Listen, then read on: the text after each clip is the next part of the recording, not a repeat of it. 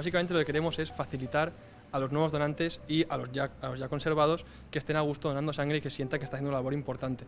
También participamos con empresas, las cuales también valoran al donante y quieren dar beneficios y una serie de descuentos a los que donan sangre debido a que un donante es más importante que un ciudadano normal, porque está haciendo un favor a la sociedad.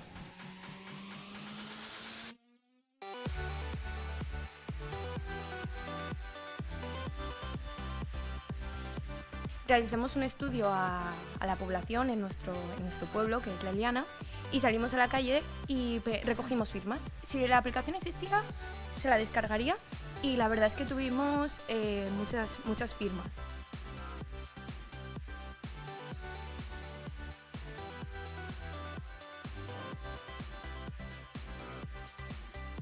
Pense que és un guany important de la nostra universitat, juntament amb la Fundació Universitat Empresa, que forma amb competències necessàries per a la inserció laboral i per a l'emprendiment.